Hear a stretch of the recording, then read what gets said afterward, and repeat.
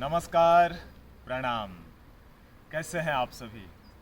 हमें आशा ही नहीं पूर्ण विश्वास है कि आप सभी बहुत ही अच्छे होंगे। आज मैं आप सबों के बीच सूर्य नमस्कार को या योगाभ्यास को श्वास के साथ कैसे करते हैं। लोग श्वास की क्रिया को जोड़ने में उलझ जाते हैं कि भाई मैं सूर्य नमस्कार को करूं तो श्वास को कहाँ पे लेना है, कहाँ पे छोड़ना है, इसमें वो उलझ जाते हैं। श्वास अति महत्वपूर्ण है कि श्वास के साथ हम अभ्यास को करें, लेकिन उसमें उलझ जाने के बाद वो भूल जाते हैं। मैं आपके इस उलझन को पल भर में मुक्त करना चाहता हूँ कि देखिए, श्वास लेने और छोड़ने की क्रिया बहुत ही सिंपल है। उदाहरण के लिए मैं एक बॉल लिया हूँ। जब हम गुरुत्वाकर्षण की ओर जाते हैं तो श्वास को छोड़ देते हैं। उस समय हमें ऊर्जा की, एनर्जी की कोई आवश्यकता नहीं होती है। जैसे ही हम गुरुत्वाकर्षण के अगेंस्ट जाते हैं, ग्रेविटी के अगेंस्ट जाते हैं, तो हमें एनर्जी की आवश्यकता होती है, श्वास की ज़रूरत होती है। श्वास के माध्यम से हम एनर्जी को ग्रहण करते हैं। तो आप देखें कि ये बॉल है, हमने इस बॉल को गुरुत्वाकर्षण की ओर, ग्रेविटी की ओर छोड़ दिया। ये नीचे चला गया, नीचे चला गया। इसमें बल लगाने की जरूरत नहीं पड़ी। अब मैं इसे ऊपर बुला रहा हूं, भैया आजा, भैया आजा, नहीं आएगा जब तक मैं इसमें बल नहीं लगाऊंगा, क्योंकि अगेंस्ट ऑफ ग्रेविटी मैंने बल लगाया, फिर ये ऊपर आया।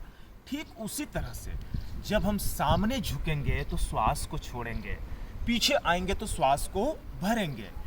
हमारी रीढ़ की हड्डी, हमारा मेरुदंड केंद्र बिंदु है।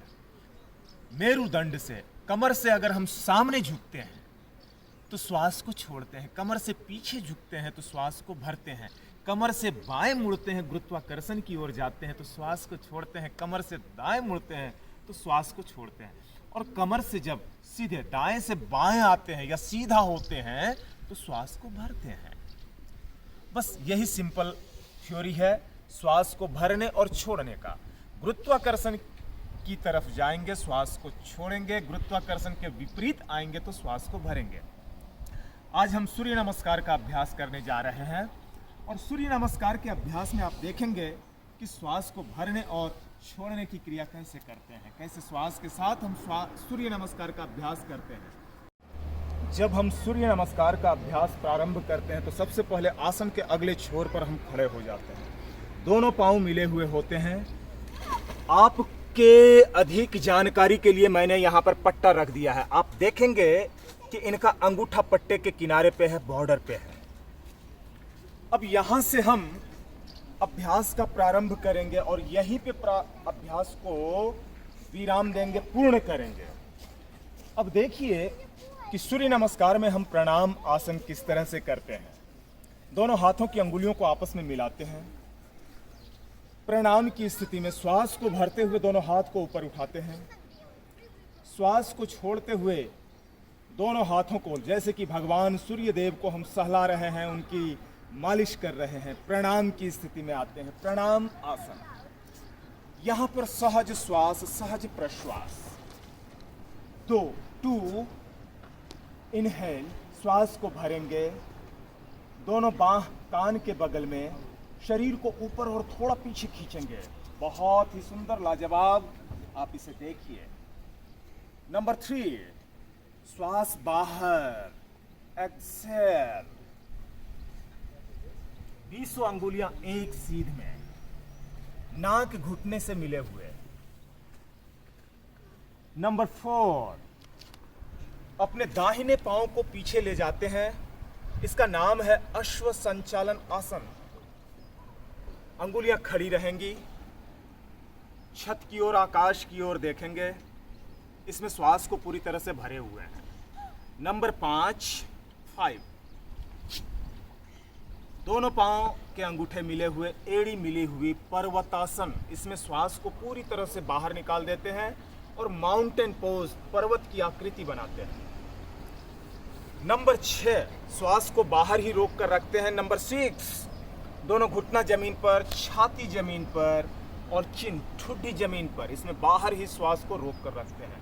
इसे कहते हैं अष्टांग नमस्कार। Number 7, inhale. इसमें पाँव के पंजे को बाहर भी निकाल देते हैं, रिलैक्स कर देते हैं अगर कुछ पल रुकना हो तो। Very good.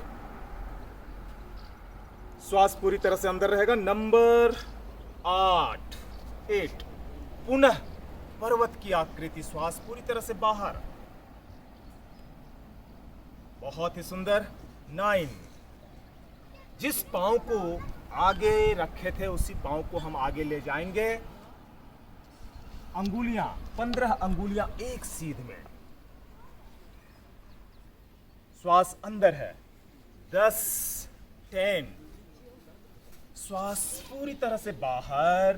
Very good. नाक को घुटने से लगाएंगे। 11 श्वास को भरते हुए हाथों को ऊपर ले जाएंगे, शरीर को थोड़ा सा पीछे लाएंगे। और 12 प्रणाम आसन, प्रणाम की स्थिति। आप देख रहे हैं कि जहां से इन्होंने शुरू किया था वहीं पे इसका विराम हुआ। तो ये था सूर्य नमस्कार। धन्यवाद, नमस्कार, प्रणाम। फिर मिलते हैं अगले वीडियो।